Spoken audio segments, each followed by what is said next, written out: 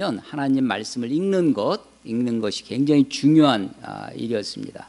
그 성경을 읽는다고 할 때는 개인적인 말씀을 읽는 것, 혼자서 읽는 것뿐만 아니라 공동체가 공적인 모임에서 말씀을 읽는 것을 굉장히 중요한 아주 그런 일로 받아들였죠. 그래서 요한계시록 1장 3절에 보면 이 예언의 책을 읽는 자와 듣는 자와 그 가운데 기록한 대로 지켜 행하는 자가 복이 있다 말씀했습니다. 하나님의 말씀을 읽는데 더욱 전념하는 저와 여러분이 됐으면 좋겠습니다. 우리가 이 시간에 우리 아까 함께 읽은 마가복음 4장 1절로 20절의 말씀으로 오늘 여기 적혀 있죠. 설교 제목 하나님 나라의 비밀, 하나님의 고통과 소망. 제 부제를 달아놨습니다. 하나님의 고통과 소망이라고, 하나님 나라의 비밀, 이런 제목으로 하나님 말씀 나누도록 하겠습니다. 마태복음 5장, 6장, 7장 이 세 장을 우리는 산 위에서 하신 설교, 산상 설교, 산상 강화, 그렇게 말씀을 우리가 제목을 달아서 이야기들 하죠. 오늘 이 본문은 배 위에서 하신 선상 강화, 선상 설교라고 할 수 있습니다. 1절에 보면 예수께서 바다에 떠 있는 배에 올라앉으시고 온 무리는 바닷가 육지에 있더라라는 것입니다. 여러분 한번 그림을 한번 그려보세요. 예수님께서 산에 올라가 앉으시니 제자들이 나옵니다. 아마도 예수님이 위에서 밑에 있는 사람들을 향해서, 무리들을 향해서 말씀을 하시는 거죠. 아마도 그것도 위에 계신 예수님께서 밑에 있는 사람들에게 말씀을 전하시면 아마 그때는 이런 확성기가 없던 시대였지만 그 말씀이 잘 이렇게 들려지고 주목도 되고 했을 것입니다. 반대로 지금 예수님이 사람들이 이 바닷가에서 사람들을 가르치는데 사람들이 막 몰려오는 것입니다. 적은 수가 있을 때는 그냥 그 주위에 둘러앉으면 되는데 많은 사람이 몰려들면 앞에 사람들만 예수님을 보고 앞에 사람들만 예수님의 말씀을 듣죠. 그러니까 배를 타고 어느 정도 떨어집니다. 그러면 예수님이 그 시야가 넓게 되고 많은 사람들이 자연스럽게 해변에 그 바다, 여기서 이 바다는 갈릴리 호수를 말하는데 관습상 우리가 바다 그렇게 얘기를 했죠. 아마도 해변에 이렇게 경사가 지면 사람들이 마치 오늘날 계단강의실처럼 그렇게 앉아 있어서 예수님의 말씀을 잘 들을 수 있었을 것입니다. 그래서 예수님이 교육자로서의 예수님에 있어서 교육의 내용, 메시지의 내용도 참 귀하지만 예수님이 교육 방법, 교수법이라고 하는데 또 이 사람들을 배려하고 청중들을 배려하는 그런 예수님의 모습을 보게 됩니다. 2절에 보면 예수께서 여러 가지 비유로 가르치시니 많은 비유를 가르치셨다는 거죠. 마태복음 13장에 보면 천국 비유라고 해가지고 7가지 비유가 이렇게 나와 있습니다. 물론 예수님이 그 7가지 비유를 그냥 앉은 자리에서 쭉 말씀하셨다고 생각하지는 않고 마태라고 하는 사람이 예수님의 비유를 모아놓은 것이 마태복음 13장이죠. 7가지가 모아져 있습니다. 오늘 이 4장에는 4개의 예수님의 비유가 기록되어 있습니다. 아마도 더 많은 말씀을 하셨으리라 생각되어져요. 여러 가지 비유를 말씀하시는데 유독 이 씨 뿌리는 자의 비유 혹은 4가지 밭의 비유라고 하는 것을 대표적으로 설명하고 있습니다. 그리고 이 비유는 예수님의 비유 중에 예수님께서 직접 해설을 달아 놓으신 그런, 왜 해설을 달아 놓으셨겠어요? 이 비유가 그만큼 중요하기 때문에. 그래서 여러 비유를 하셨지만 특별히 이 비유를 지금 마가도 그렇고 마태도 그렇고 누가복음 8장에도 그렇고, 그래서 공관복음은 3권입니다. 마태, 마가, 누가 이 3권을 우리가 함께 봤다라고 하는 거죠. 같은 관점을 가지고 있다. 공관입니다. 공관복음서 마태, 마가, 누가에 공이 기록되어 있는 말씀이 바로 이 비유입니다. 대표 비유라고 할 수도 있고요. 그리고 예수님이 직접 해설을 달아 놓으신 것입니다. 오늘 본문에 보면 13절에 보시면요, 이런 말씀도 있어요. 또 이르시되 너희가 이 비유를, 이 네 가지 밭의 비유 혹은 씨 뿌리는 자의 비유, 이 비유를 알지 못할진대 어떻게 모든 비유를 알겠느냐. 예, 이 비유를 알아야만 다른 비유도 알 수 있다라고 말씀하실 정도로 이 비유는 굉장히 중요한 비유의 말씀입니다. 4절부터 9절까지가 3절부터 9절까지가 원래의 비유의 말씀이고, 뒷부분에 우리 14절부터 보면 그것의 해설이죠. 3절에 들으라라고 시작됩니다. 들으라. 명령형이죠. 이 명령, 이 헬라어에서는 이것이 계속적인 용법으로 쓰여져요. 그러니까 계속해서 들으라, 이런 의미가 들어 있는 것인데, 3절에 들으라, 9절에 보면 또 들을 귀 있는 자는 들으라 하시니라. 우리말은 번역상 뒤에 하시니라라는 말이 토가 붙어 있어요. 하시니라. 그런데 사실은 이 원본이 들으라로 시작해서 들으라로 끝나는 겁니다. 그래서 이게 이런 수미 쌍관이라고 들어보셨죠? 수미, 머리 숫자에다가 꼬리 밑자입니다. 이게 처음과 끝이 붙어 있다는 거죠. 수미 쌍관, 서로 맞부딪힙니다. 이건 이제 이 성경을 기록한 문학의 아주 두드러진 표현법 중에 하나인데, 들으라 본문이에요. 그래서 들으라. 이것은 마치 신명기 6장에 보면 들으라 이스라엘아 해서 주는 하나님을 사랑하고 하나님에서 시작되어지는 쉐마 이스라엘이라는 본문이 있어요. 이스라엘 사람들이, 히브리인들이 굉장히 사랑하는. 그래서 여러분, 이스라엘 사람들 집에 가면 메주자라고 그래서 이렇게 문 설주에 이렇게 조그만 것이 붙어 있고, 네모 상자가 붙어 있는데 들어가면서 키스하고 나가면서 키스하고, 화장실 문만 빼고 다 붙입니다. 문 들어갈 때 들어가면 나오면서 손으로 이렇게 키스를 하는 메주자라고 하는 것이 있는데요. 또 이게 머리에 너희 이마에 붙이고 할 때 여기 상자, 나무 까만 유대인들 까만 옷 입고 다니는 정통 유대인들 있잖아요. 거기 보면 이 상자, 꼭 성냥과 같은 거를 까맣게 묻혀서 머리에다가 붙이기도 하고요. 손목에 매라라고 했을 때 무슨 이 토라 말씀을 다 넣을 수는 없잖아요. 그러니까 쉐마 이스라엘, 들으라 이스라엘아, 그 본문을 적어서 거기다가 이마에 상자에 넣고 손목에 붙이고 문턱에 붙여서 들어가면서 키스하고 나가면서 키스하는 그 본문, 이 히브리인들이 가장 사랑한다고 하는 쉐마, 그게 어떤 본문이냐? 들으라 이스라엘아라고 하는 본문이에요. 마치 그와 같이 예수님께서 그렇게 권위 있게 말씀하십니다. 물론 우리가 이게 4장이에요. 1장, 2장, 3장의 앞부분이 있지만 사실은 4장 1절에 예수께서 다시 바닷가에서 가르치시니, 우리말 성경에는 없는데요, 가르치시기를 시작하시니, began to teach예요. 그러니까 뭔가 지금 이 본문, 소위 천국 비유라고 하는 이 본문을, 예수님의 가르침, 우리 지난주에 말씀드렸을 때 예수님의 사역의 초점 중에 하나가 가르치심이었다. 바닷가에서 가르치시고, 집에서 가르치시고, 회당에서 가르치시고, 마지막 성전에 가서 십자가에 달리신 마지막 일주일, 조금 있으면 체포돼서 고난을 받고 십자가에 죽으시고 하는 그 목전에 대해서도 성전에 가시사 가르치시니, 전례대로 늘 하던 대로 가르치십니다. 나사렛과 같은 자기 고향에서 배척을 당하세요. 배척을 당하시는데도 이 마을 저 마을 다니시면서 가르치신, 예수님의 사역의 중심이 가르침에 있었다라는 것을 지난주에 설교 말씀 중에 나누었었는데, 오늘 4장 1절에 다시 바닷가에서 가르치신, 이 마가복음의 이 특징 중에 하나인데요. 마가복음에 많이 나오는 단어 곧, 즉시, 그래서 행동이 많다라고 했는데, 이 장소를 거명할 때도 다시라는 말을 많이 씁니다. 2장 1절에 보면 수일 후에 예수께서 다시 가버나움에 들어가시니, 3장 1절에 예수께서 다시 회당에 들어가시니, 4장 1절에 예수께서 뭐라고요? 다시 바닷가에서. 다시.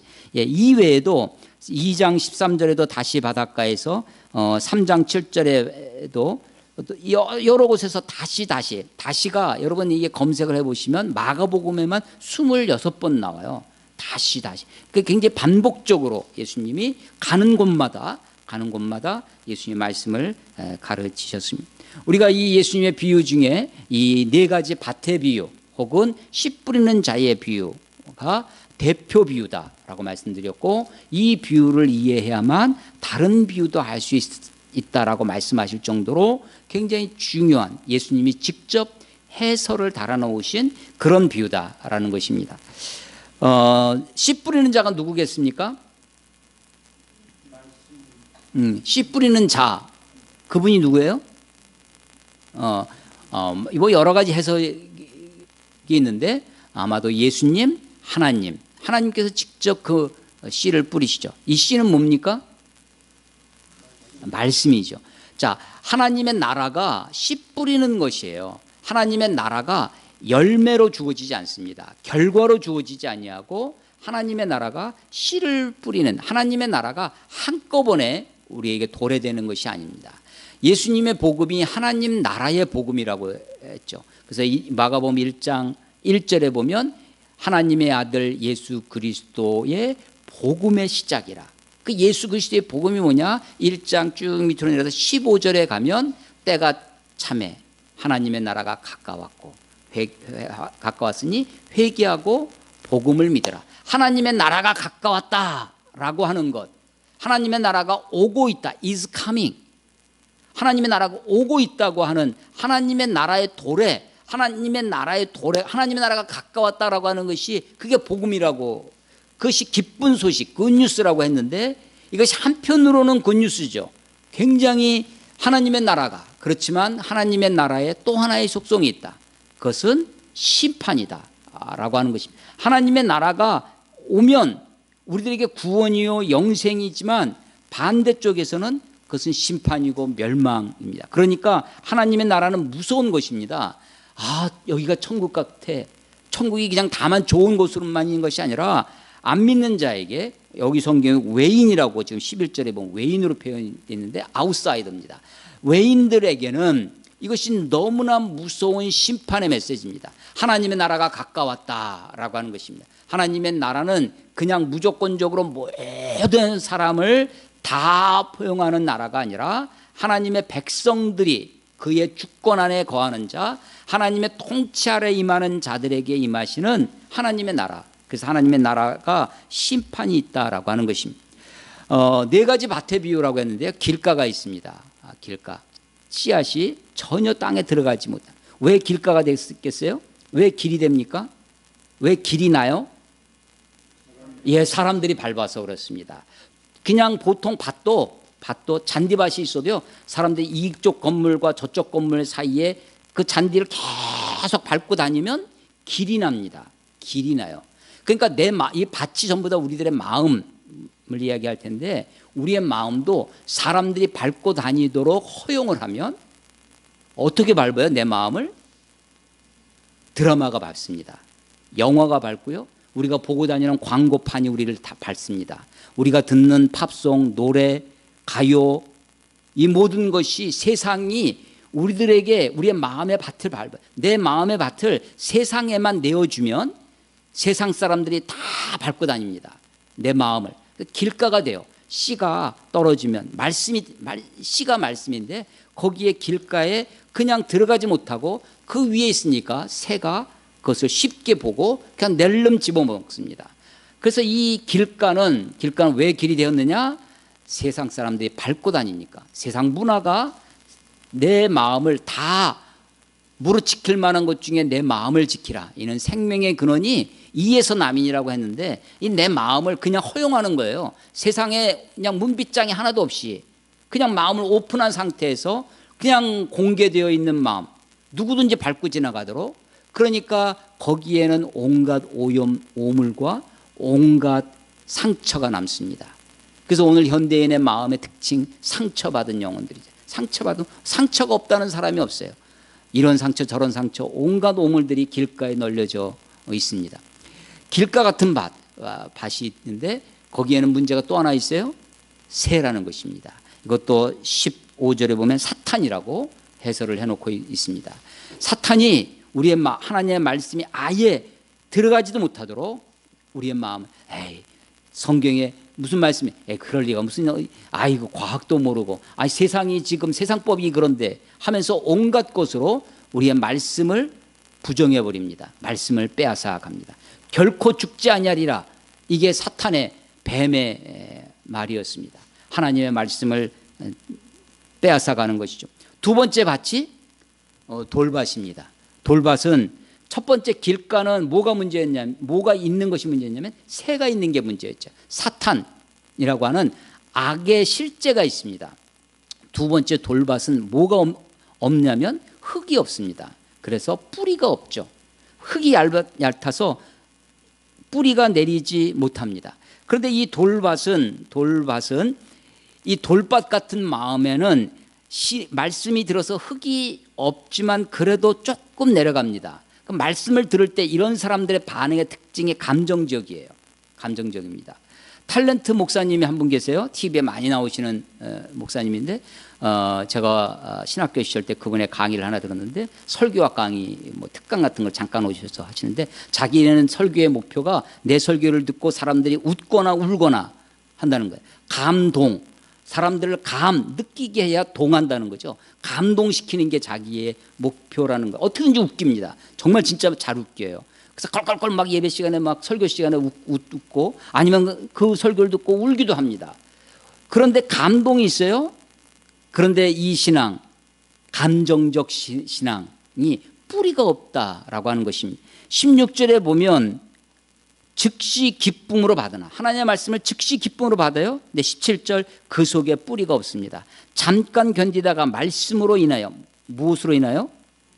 말씀으로 인하여. 영어로 한번 번역해 보세요. 말씀으로 인하여. Because of the word입니다. 말씀 때문에. 여러분, 말씀 때문에 삶이 괴로워지신 적 있어요?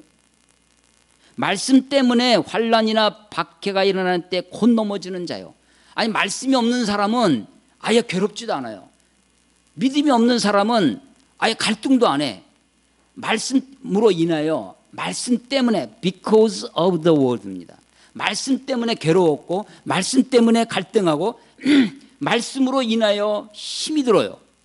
그런데 이런 사람, 감정적 신앙의 특징이 뿌리가 없어서 말씀으로 힘들지만 넘어지는 자다라는 것입니다. 세 번째 밭이 뭐냐면 가시떨기입니다. 가시떨기에 부러지는 자는 말씀을 듣기는 하되, 뭐가 이 사람은 많냐면 19절에 보면 세상에 염려가 많습니다. 재물의 유혹과 기타 욕심이 들어와 말씀을 막아. 아까는 돌밭은 뭐예요? 말씀으로 인하여. 가시떨기는 말씀을 막아. 초크, 여러분 자동차의 초크밸브 아세요? 악셀레터를 이렇게 밟으면, 속도가, 가속도가 쫙 나잖아요. 악셀레터를 밟을 때 뭐가 이게 막히는 거냐면 공기 주입이 막히는 겁니다. 그래서 공기의 양과 연료의 양이, 공기를 막으니까 연료가 많아지죠. 그러니까 연료의 힘으로 가속도가 붙는 거예요. 이게 초크입니다. 초크가 막는다는 거예요. 숨을 막을 때 목 조르기 초크입니다. 맞습니까, 이나님 목사님? 예, 초크예요. 초크 더 월드. 말씀을 막아요. 말씀을. 뭐가 말씀을 막냐면 세상의 염려, 재물의 유혹, 기타 욕심입니다. 이 염려와 유혹과 욕심이 말씀을 막습니다. 여러분, 이 사람들이 결실이 없을까요? 세상에 염려가 많은 사람, 재물의 유혹이 많은 사람, 재물의 유혹이 전혀 없는 사람이 돈을 많이 벌 것 같아요? 아니면 이 욕심이 많은 사람? 여러분, 이런 사람 어떤 사람 같아요? 세상에 염려가 많고 재물의 유혹이 많고 기타 욕심이 많은 사람이 아마도 세상적으로 성공하고, 아마도 돈도 많이 벌고, 아마도 세상의 지위도 올라가고, 세상의 권력이나 성공도 번영도 이루었을 것입니다. 이 사람이 결실하지 못하는 건 뭘까요? 무엇을 결실하지 못했다는 거예요? 예, 이 사람의 우리는 사람이 성공해서 회사가 굉장히 커지고 어떤 지위가 올라가고 혹은 이러면 우리가 세상 참 삶의 열매가 있다라고 착각하기 쉽습니다. 그러나 세상의 염려와 재물의 유혹과 기타 욕심이 있는 사람들은 세상은 그렇게 사는 게 아니야. 세상의 방식이 있습니다. 세상의 이 자본주의 경쟁 사회에서의 그런 룰이 있어요. 그래서 세상의 이 패턴대로 살아가면서 말씀을 막는 거죠. 말씀을 옥죄입니다. choke the word입니다. 말씀을 막아, 결실하지 마. 그러니까 주님이 말씀하시는 열매, 결실과 세상의 결실은 천지차입니다. 다른 거예요. 이 네 번째 밭이 좋은 땅에 뿌려졌다는 것입니다. 말씀을 듣고 받아 억셉트했다는 것입니다. 30배, 60배, 100배로 결실하는 자가 있다라고 하는 것입니다. 이게 네 가지 밭의 비유입니다. 이 곳에서 말씀은, 씨는 하나님의 말씀이다. 하나님의 나라는 그 말씀으로 시작되는 것입니다. 요한복음 1장 1절에 태초에 말씀이 계시니라, 이 말씀이 하나님과 함께 있으니 이 말씀 곧 하나님이시니라. 말씀이 우리 가운데 거하시며 우리가 보니 독생자의 영광이라고. 하나님의 나라는 하나님의 말씀으로 이루어지는 것입니다. 하나님의 통치가 이루어지는 것이 하나님의 나라죠. 하나님의 나라는 결과, 열매로 주어지지 아니하고 하나님의 나라는 씨로 주어진다. 우리의 밭에 뿌려지는 씨처럼 되어진다는 것입니다. 그런데 오늘 설교 제목 보세요. 오늘 설교 제목이 뭡니까? 하나님 나라의 비밀. 부제를 달아놨다고 그랬어요. 하나님의 고통과 소망입니다. 이 네 가지 밭의 비유를 우리가 기본적으로 마음을 가지시면서 제가 주목하는 것은 11절, 12절입니다.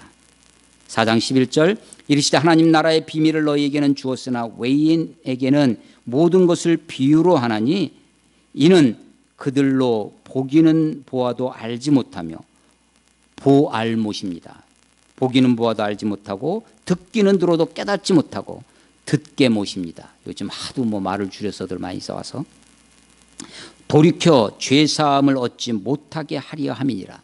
여러분, 돌이켜 다른 말로 바꿔보세요. 돌이킨다.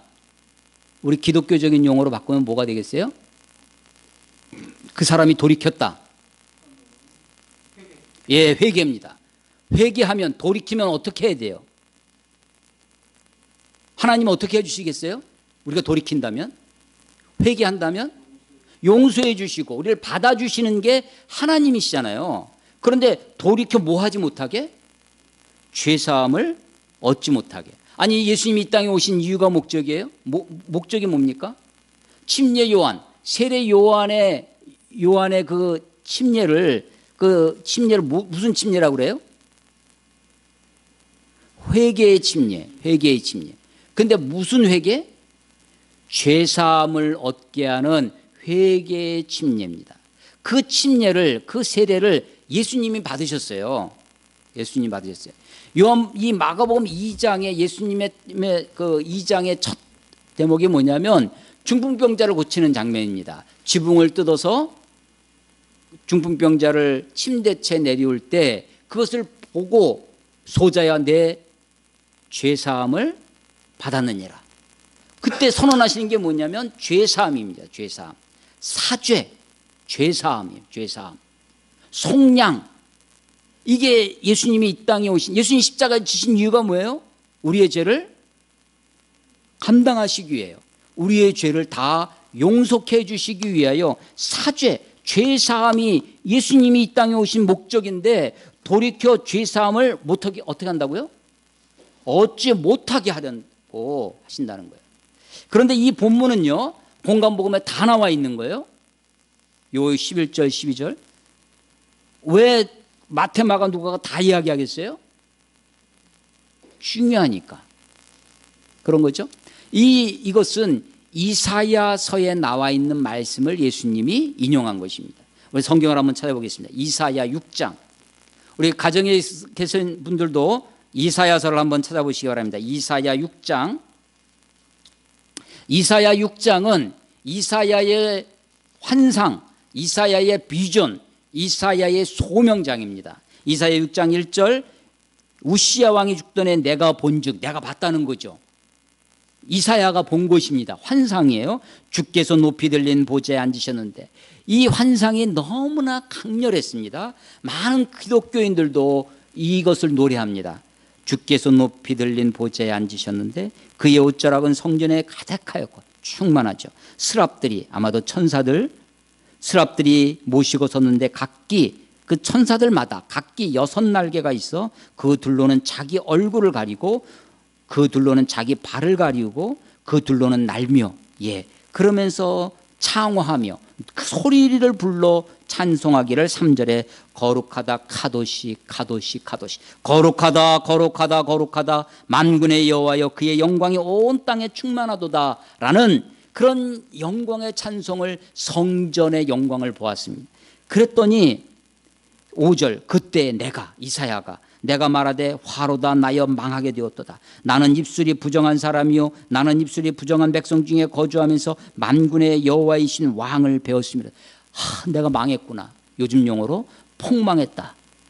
뭐 그러고 있을 때 6절 그때 그 스랍 중에 하나가 부젓가락으로 제단에서 집은 바 핀 숯이요 까만 숯이 아니라 빨갛게 달구어진 그 숯을 가지고 내게로 날아와서 7절 그것을 내 입술에 대매 이르되 보라 이것이 내 입에 닿았으니 내 악이 제하여졌고 내 죄가 사하여졌느니라. 죄가 사하여졌다는 거예요. 그러면서 하나님의 소리가 들립니다. 이사야가 들은 하나님의 음성 8절 내가 또 주의 목소리를 들으니 주께서 이르시되 내가 누구를 보내며 누가 우리를 위하여 갈고. 하나님의 탄식입니다. 내가 누구를 보내며 누가 우리를 위하여 갈고. 70년대 80년대 기독교가 막 우리 한국교회가 부흥할 때 선교 한국이라고 하는 아주 대단한 집회가 있었습니다. 몇만 명씩 모여가지고 청년들이 모여서 내가 한 시대에 가서 이 단기 선교로 헌신하겠습니다. 막 선교사 헌신하고 그럴 때 그때 많이 들었던 설교예요. 내가 누구를 위하여 보내며 내가 누구를 보내며 누가 우리를 위하여 갈까. 이 하나님의 탄식에 하나님의 부르심 앞에 우리가 어떻게 응답하느냐. 8절 끝에 보면 내가 있나이다. Here I am. 나를 보내소서 send me. 나를 보내달라고 그렇게 손들고 하나님 내가 죽게 선교사로 헌신하고 막 그랬던 본문입니다. 그런데 거기까지만 들었어요. 이 8절까지만 설교를 들었습니다. 아니 9절 이하에 있는 말씀을 설교를 못 들어봤어요. 근데 9절에 보세요. 여호와께서 이르시되 가서 나를 보내시니까 나를 가라는 거예요. 가서 이 백성에게 이르기를 내가 전해야 할 말씀이 너희가 듣기는 들어도 깨닫지 못할 것이요. 듣게 못이죠. 보기는 보아도 알지 못하리라. 보할 못입니다. 듣기는 들어도 깨닫지 못하고 보기는 보아도 알지 못할 것이다 라는 그 말을 전하라는 거예요. 이사야 선지자가 메신저가 되어서 가서 전할 말이 뭐예요? 전할 말이 바로 듣기는 들어도 깨닫지 못하고 보기는 보아도 알지 못하리라 라는 말씀이라는 거예요. 그걸 한술 더 떠서 한 걸음 더 나아가서 10절 이 백성의 마음을 둔하게 하며 그들의 귀가 막히고 그들의 눈을 감기게 하라. 그렇게 하라는 거예요. 마음도 둔하게 하드하게 만들라는 거예요. 완악하게 만들라는 것입니다. 귀가 막히게 하는 겁니다. 눈을 감기게 해서 그렇게 만들라는. 그래서 아예 보지도 못하게 듣지도 못하게 깨닫지도 못하게 하라는 겁니다. 왜냐하면 10절 중반에 염려하건대. 누가 염려하는 거예요? 염려하건대. 누가 염려하는 거예요? 하나님이 염려하시는. 하나님이 염려하세요. 하나님이 염려하시면서 뭐라고? 염려하건대 그들이 눈으로 보고 귀로 듣고 마음으로 깨닫고 다시 어떻게? 돌아와 고침을 받을까 하노라. 하나님이 염려하시는 거예요. 저들이 들으면, 저들이 보면, 저들이 깨달으면 돌아와서 회개해서 그러면 회개하고 돌아오면 내가 그들을 고쳐줘야 할 텐데 이게 여기 고친다는 것을 예수님은 뭐라고 풀어놓으신 거예요? 돌이켜 죄사함을 받지 못하게. 그러니까 고침을 받는다는 것을 예수님은 죄사함으로 해석을 해놓고 계시는 거죠. 그러니까 저들이 보면 돌이킬 텐데 들으면 돌이킬 텐데 깨달으면 돌이킬 텐데 돌이키면 내가 그들을 고쳐줘야 하는데 고쳐주기 싫은 거예요. 그들의 죄를 사해 주시기 싫은 거예요. 그러니까 아예 듣지 못하게 해라. 깨닫지 못하게 해라. 보지 못하게 해라. 그들의 귀를 막으라. 눈을 감기게 해라. 마음을 둔하게 만들어라 라는 것이죠. 하나님이요 얼마나 지금 이 백성들에게 마음이 떠났으면, 이 백성이 얼마나 완악하면, 이 백성들이 얼마나 하나님을 괴롭혔으면 하나님, 자비가 풍성하신 하나님, 은혜가 풍성하신 하나님이, 긍휼에 충만하신 하나님이 하시는 말씀이에요. 저들이 돌이켜서 돌이키면 고침을 받을 텐데, 돌이켜 고침을 받을까 내가 염려하노라. 염려하고, 그래서 듣지도 못하게 해라, 들어도 깨닫지 못하게 해라, 보아도 알지 못하게 해라 라고 하는 것이죠. 이 엄청난 이야기를 들은 이사야가 11절 묻습니다.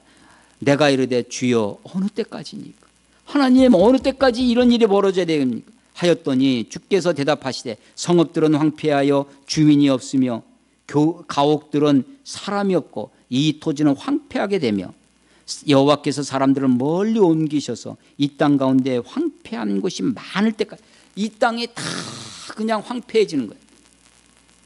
가옥들도 마을도 성읍들도 다 교회들마다 텅텅 비고 모임이 안 되고 이런 것일 것입니다. 그런데 13절 그 중에 10분의 1이 남아 있을지라도 이것도 황폐하게 할 거예요. 10분의 1로 줄었어요. 그런데 그것도 황폐해. 그런데 밤나무와 상수리 나무가 배임을 당하여도 그 그루터기는 나무 배임을 받았는데 나무가 잘렸어요. 밤나무나 상수리 나무는 이스라엘 땅에는 포도나무, 감람나무, 무화과나무가 3대 수종입니다. 그러니까 아마 이 밤나무와 상수리 나무는 그렇게 많지 않은, 그러면서도 귀한 나무일 것입니다. 그런 나무가 배임을 당해요. 그루터기만 남아있습니다. 그 그루터기는 남아있는 것 같이 거룩한 씨가 그 땅의 그루터기니라. 그러니까 다 황폐합니다. 다 포로로 잡혀가고 먼 나라로 옮겨지고, 그렇게 다 황폐해져도 그루터기는 남긴다. 거룩한 씨가 있다 라고 하는 것이 이 이사야의 본문. 그런데 이 이사야의 말씀을 예수님이 비유로 하실 때마다 마태복음에서 마가복음에서 누가복음에서 계속해서 반복되어집니다. 저는 이것이 하나님의 고통이라고 생각되어집니다. 하나님의 고통. 하나님의 고통이 뭐예요? 돌이켜 회개하지 못하도록 하나님 저들의 마음을 둔하게 만들고 귀를 막고 눈을 감기게 해서 보아도 알지 못하게, 들어도 깨닫지 못하게 만드신다는 거예요. 고침을 받을까? 여러분, 그런데 하나님이 그걸로 역사를 끝마쳤다면 이사야에서 끝나야 되겠죠. 바벨론 포로로 가서 예루살렘이 멸망하는 것을 다 끝나야 할 것입니다. 그런데 역사는 그렇게 끝나지 않습니다. 구약성경 마지막 책을 한번 찾아보겠습니다. 말라기서를 찾아보세요. 말라기. 구약 마지막 책입니다. 말라기 4장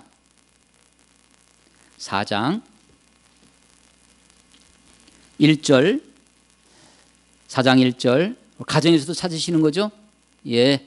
4장 1절 만군의 여호와가 이르노라 보라 용광로 불같은 날이 이르리니 교만한 자와 악을 행하는 자는 다 지푸라기 같을 것이라. 여러분, 용광로 불에 지푸라기가 들어가면 어떻게 됐어요? 흔적도 없이 타버릴 것입니다. 교만한 자와 악을 행하는 자가 용광로 불에 다 탈 것입니다. 그 이른 날에 그들을 살라 그 뿌리와 가지를 남기지 아니할 것이라. 후루룩 타버릴 것입니다. 2절 내 이름을 경외하는 너희에게는 공의로운 해가 떠올라서, 1절의 용광로 불과 대비되는 것이 2절의 공의로운 해입니다. 그런데 그 해는 치료하는 광선을 비추십니다. 너희가 나가서 외양간에서 나온 송아지같이 뛰리라. 여러분, 공의로운 해가 뭘 해요? 치료, 고치신다는 거예요. 우리를 회복한다는 것입니다. 그래서 말라기서가 마지막에 무엇으로 끝나느냐? 공의로운 해로, 치료하는 광선을 발하시는 해로 그렇게 되어 있습니다. 5절 보라 여호와의 크고 두려운 날이 이르기 전에 내가 선지자 엘리야, 누구겠어요? 침례 요한, 세례 요한입니다. 선지자 엘리야를 너희에게 보내리니 그가 아버지의 마음을 자녀에게로 돌이키게 하고, 아버지가 자녀에게서부터 그 마음을 빼앗아 버렸습니다. 아버지가 등을 돌려버렸어요. 그런데 아버지를 설득하는 거예요. 아버지를 감동시키는 거예요. 그래서 아버지의 마음이 자녀에게로 돌아옵니다.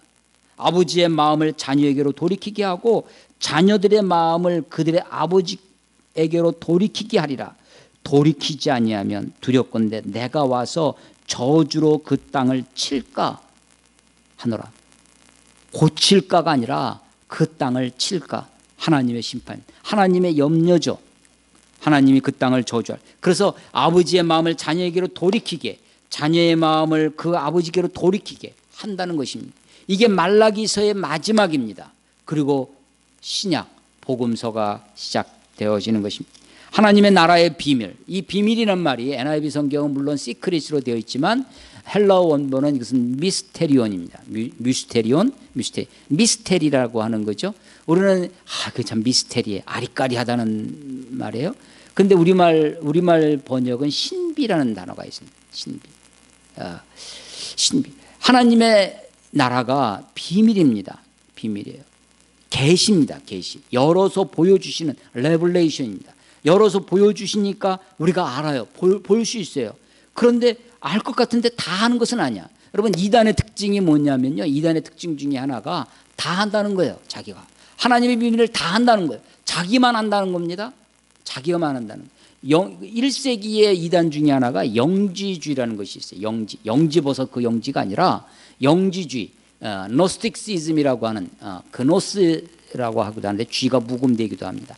이 노스틱주의, 영지주의는 영적인 우리말은 영적인 지혜가 있다. 이 그노시스가 지혜라는 건데 그 지혜가 있어야 된다는 거예요. 물론 여러 가지 이원론적인 배경도 있고 그렇지만 거기서 자기가 영적인 지혜가 있어야 돼. 자기들만 있다는 거예요.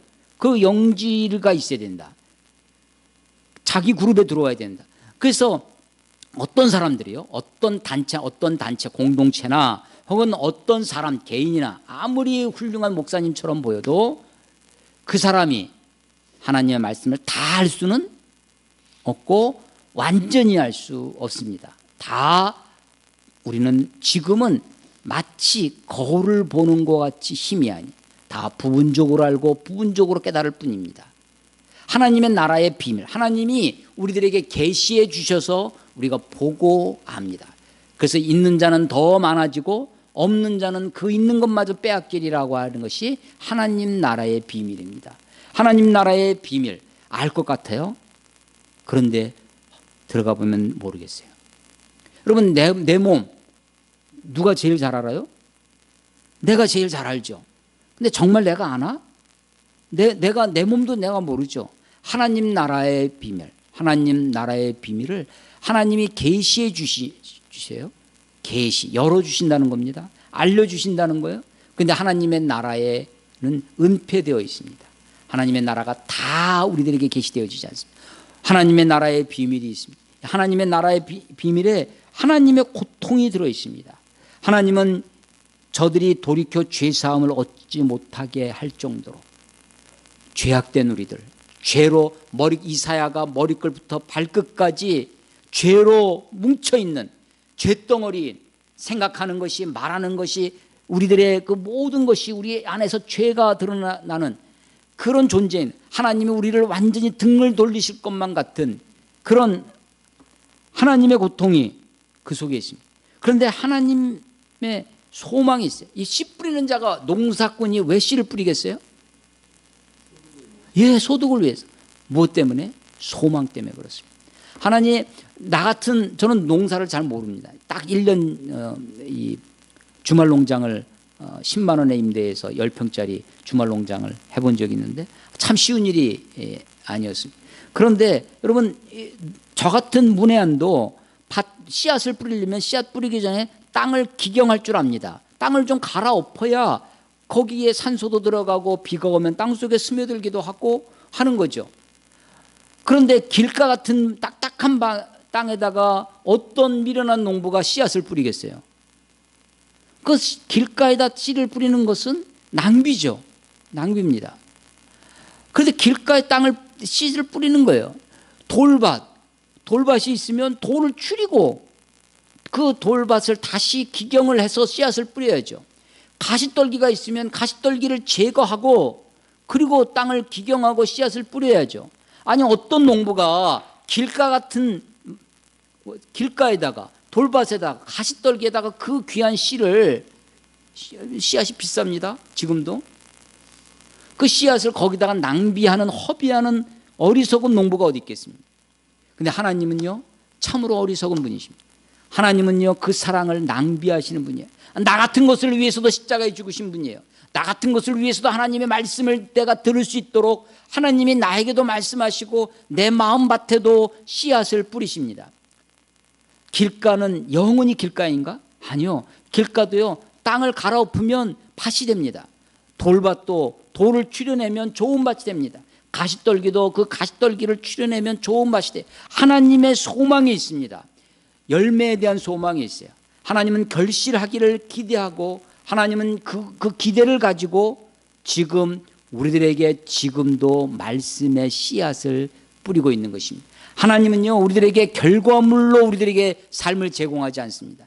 결과물로서 우리들에게 어떤 것을 제공해 주시지 않으세요. 하나님은 지금도 하나님이 하시는 일이 뭐냐? 씨를 뿌리시는 겁니다. 그리고 기다리세요. 좋은 밭이 되기 위하여 우리가 밭을 기경할 필요가 있습니다. 돌이켜야 됩니다. 돌아와야 됩니다. 돌이켜 우리가 주님께 돌아오면 주님이 우리를 고쳐주실 것입니다. 우리를 맞아주실 것입니다. 하나님 나라의 비밀은 너희와 외인이 있어요. 너희에게는 비유로 이 말씀을 하지만 외인에게는 이 비유가 은폐되어 있습니다. 너희에게는 제자들에게는 계시되어 있지만 외인들에게는 은폐되어 있는 것이 하나님 나라의 비밀입니다. 하나님의 고통이 이 속에 있습니다. 하나님의 아픔이 있어요. 아니 이것들을 다 한순간에 그냥 싹 쓸어서 없애버리고 싶으실 때가 있으셨을 것입니다. 아니 모세 때도 그랬고요. 그 전에 노아 때도 그랬습니다. 근데 하나님이 지금 그러지 않으신다는 거예요. 하나님이 지금 아파하십니다. 여러분 노아의 홍수 창세기 6장에 보면 세상에 죄악이 관연하여 죄악이 가득하다는 거예요. 그들이 마음이 생각하는 것마다 악할 뿐임을 깨닫고 내가 저들을 사람을 지었음을 후회하여 하나님이 후회하셨대요. 하나님이 아니 아까 우리 이사야 말씀 하나님이 염려하신다. 이게 말이 됩니까? 전능하신 하나님이 전지하신 하나님이 염려하다니 염려컨대 하나님이 염려하세요. 그런데 하나님이 창세기면 하나님이 후회하신대. 사람을 지으셨음을 후회하사. 아니 이것은 사무엘서에 보면 사울을 왕으로 세우신 것을 후회하신다는 말도 있어요. 그래서 하나님이 후회하신다니 이게 말이 됩니까? 전능하신 하나님이 전지하신 하나님이 어떻게 후회를 하시겠어요? 그런데 여러분 영어 성경을 다시 읽어보면 하나님이 아파하신다는 거예요. 하나님이 아파하세요. 하나님 왜 아파하세요? 아니 하나님이 기계로 우리를 만드셨으면 로봇으로 만드셨으면 기계적으로 프로그램으로 진행하게 하셨다면 하나님 아파하실 이유가 없습니다. 아버지가 왜 자식에게서 그 마음을 돌려버리겠어요?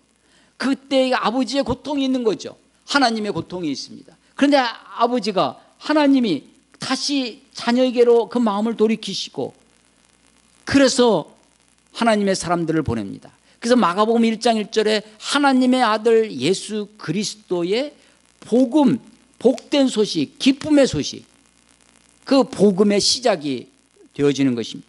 하나님 나라의 비밀은 하나님의 고통이 그 속에 있어요. 하나님이 지금도 아파하십니다. 그런데 그 아픔과 고통으로만 끝나지 아니하시고 하나님의 소망이 있습니다. 하나님의 바람이 있어요. 하나님이 기대하시는 것입니다. 하나님이 그냥 한순간에 그냥 우리들의 머리를 조작하셔서 우리의 뇌세포를 바꾸시고 해가지고 우리들과 다 예수님을 믿게끔 만들어 버리실 수도 있겠죠. 코로나 이걸 어떻게 조작하셔서 사람들이 다 하나님을 믿지 않고서는 견딜 수 없구나 막 그런 마음을 주신다든지. 근데 하나님이 그렇게 사람들을 조작하지 않습니다. 역사를 조작하지 않으세요. 인생을 조작하지 않습니다. 하나님이 우리의 인생을 섭리하시죠. 붙드시죠. 하나님이 역사를 섭리하십니다. 하나님이 우리의 인생을 붙드시지만 하나님은 우리의 인생을 조작하시는 분은 아니십니다. 하나님은 지금도 씨를 뿌리십니다. 길가가 되었던 돌밭이 되었던 가시떨기가 되었던 비록 그 씨앗이 낭비되는 한이 있어도 하나님이 아파하시면서 하나님이 고통하시면서도 하나님이 소망을 가지시고 씨앗을 뿌리십니다. 씨앗의 생명이 있기 때문입니다. 씨앗의 영생의 비밀이 있기 때문입니다. 그 씨앗인 그 말씀의 구원의 길이 있기 때문입니다. 지금도 그러합니다. 지금도 하나님 나라의 비밀은 여전합니다. 하나님이 여전히 하나님의 씨앗을 말씀을 뿌리고 계십니다. 하나님이 이렇게 전하는데도 이렇게 외치는데도 하나님의 말씀을 외면하고 듣지도 아니하고 보지도 아니하고 마음을 완악하게 하고 귀를 막고 눈을 감고 그래서 돌이키지 아니하신다면 하나님이 여기 있는 것처럼 이 말씀처럼 이사야가 선포했던 것처럼 하나님의 심판을 이루어 가실 것입니다. 이것은 예수님에게만 있었던 것은 아닙니다.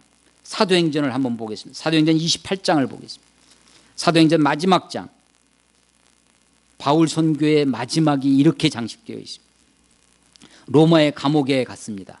로마 감옥은 일종의 가택연금과 같은 비슷한 그런 상황이었습니다. 그래서 많은 사람들을 접견할 수 있었고 바울에게 찾아오는 사람들에게 하나님의 말씀도 자유롭게, 본인은 바깥으로 못 나가지만 그런 감옥이었습니다.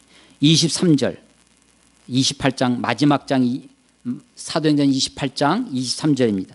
그들이 날짜를 정하고 그가 유숙하는, 바울이 유숙하는, 감옥이에요.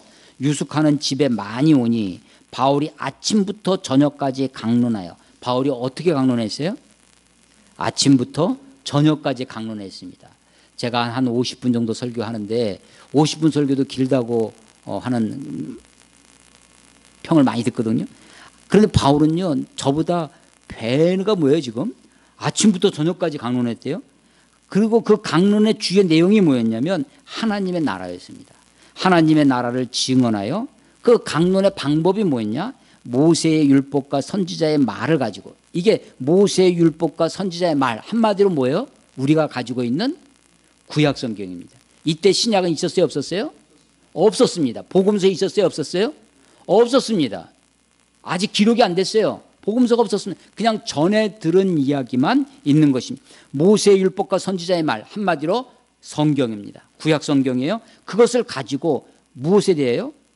예수에 대해, 구약 성경을 구약 성경으로만 가르친 것이 아니라 거기에서 예수에 관해서 가르쳤습니다. 이게 바울의 핵심 내용이었습니다. 바울 강론에. 그래서 그 주제가 예수를 통해서 예수님의 복음이 뭐라고요? 하나님 나라의 복음이니까 하나님 나라를 증언했다는 거예요. 그런데 그 바울과 같은 사람의 강론을 들었다면 여러분 어떻게 되겠어요? 아니, 바울을 내가 얼굴만 보기만 했어도 내가 나 바울 본 사람이야 막 그러고 다녔을 거 아니에요? 바울의 강론을 아침부터 저녁까지 강론을 들었다. 어떻게 되겠어요, 여러분? 그런데 24절 바울의 강론의 반응을 보세요. 그 말을 믿는 사람도 있고 믿지 않은 사람도 있어요. 예. 그러니 저 같은 사람의 설교를 듣고 어떤 사람은 은혜를 받고 어떤 사람은 은혜를 받지도 못하고 하는 것이 있는 것이 너무나 당연한 거겠죠. 25절 서로 맞지 아니에요. 서로 disagree 했다는 거예요. 동의가 되지 않았다는 겁니다. 서로 맞지 아니하여 흩어질 때 바울이 한 말로 이르되 성령이 이 선지자 이사야를 통하여 너희 조상에게 말씀하신 것이 옳도다. 이사야 말이 맞다는 거예요. 26절 일렀을 때 이 백성에게 가서 말하기를 너희가 듣기는 들어도 도무지 깨닫지 못하며 보기는 보아도 도무지 알지 못해. 여기도 나오죠. 듣게 못 보할 못입니다. 27절 이 백성들의 마음이 우둔하여져서 그 귀로는 둔하게 듣고 그 눈은 감았으니 이는 눈으로 보고 귀로 듣고 마음으로 깨달아 돌아오면 내가 고쳐줄까 함이라. 그렇습니다. 예수님만 그런 것이 아니라 예수님으로부터 한 세대 뒤에 50년 60년 AD 60년 20, 30년 뒤죠. 이 바울도 똑같은 이야기를 하고 있는 거죠. 아니 2000년이 지난 지금도 하나님의 말씀을 듣고도 깨닫지 못하고 보고도 알지 못하는 하나님 나라의 비밀이 있습니다. 아니 이 속에는 하나님의 고통이 숨겨져 있어요. 하나님이 아파하시면서 하나님이 내가 저들을 고쳐줄까, 저들이 돌이켜 고쳐줄까, 하나님은 얼마나 구역질 나면 내가 저들을 토해내버리겠다고 하는 것처럼 하나님이 이 백성들을 보고 구역질 나는 거예요. 요한계시록의 말씀이 그거 아니에요? 너희들 뜨겁지도 않냐고 차갑지 않냐 내가 너희를 토해버리겠다고 하는 거죠. 이 구역질 나는 세상, 구역질 나는 이 교회의 모습들을 보면서 하나님이 저들이 돌이켜 죄사함을 받을까? 하나님의 고통이 있습니다. 여러분, 그런데 복음은 거기서 끝나지 아니하고 하나님의 소망이 있습니다. 하나님이 여전히 지금도 하나님의 씨앗, 생명의 씨앗, 영생의 씨앗, 구원의 씨앗, 하나님의 말씀을 우리들에게 허락하고 계신다는 것입니다. 말씀이 막히면 이것만큼 비극이 없습니다. 말씀이 닫혀지면 이것만큼 암흑이 없습니다. 하나님의 말씀에 주목하시고 하나님의 말씀의 씨앗, 하나님의 말씀의 밥을, 하나님의 이 영혼의 양식을 먹기에 힘써 그 말씀이 무엇인가, 이 뜻이 무엇인가 깊이 상고하고 묵상할 때 하나님의 은혜가, 하나님의 구원이, 영생이, 죄사함의 은혜가, 죄사함의 축복이 저와 여러분들에게 있으리라 믿습니다. 오늘 설교의 제목, 하나님 나라의 비밀, 하나님의 고통과 소망. 이 하나님의 아픔이, 하나님의 고통이 여러분들에게 소망이 되어서 참으로 하나님의 나라를 바라다보고 하나님의 나라에 들어가는 귀한 하나님의 백성들 다 되시기를 주의 이름으로 축원합니다. 기도하겠습니다.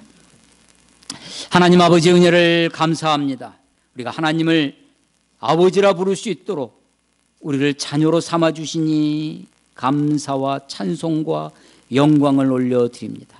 하나님, 어린 자녀가 아무것도 하지 않아도, 갓난아이가 부모를 향하여 웃는 것만으로도 부모가 기뻐하고 안아주고 품어주셨던 것처럼 하나님, 우리를 보고 기뻐하시고 우리의 예배를 받아주시고 우리의 찬양을 들으실 우리 아버지 하나님께 감사와 찬양을 올려드립니다. 하나님, 하나님의 나라가 선포되어졌습니다. 때가 찼다고, 하나님의 나라가 가까이 왔다고 지금도 말씀하셨는데 하나님의 그 간절한 하나님의 그 소원을, 하나님의 기대를 우리가 잊지 않게 하시고 하나님의 씨앗을, 그 말씀의 씨앗을 붙들고 살아가는, 그래서 우리 가운데 30배, 60배, 100배로 결실하는 그 영광된 날이 우리들 가운데도 임하게 하여 주시옵소서. 우리 가운데 있는 온갖 돌짝 같은 것을 기경하여 주시고 가시떨기의 세상의 염려와 재물의 유혹과 기타 욕심들을 내어버리게 하시고 말씀으로 인하여 말씀이 막혀 살지 않도록 하나님 우리들을 불쌍히 여겨주시고 말씀이 생명이 되게 하시고 말씀이 구원이 되게 하여 주시옵소서. 예수님 이름으로 감사하며 기도드렸사옵나이다. 아멘.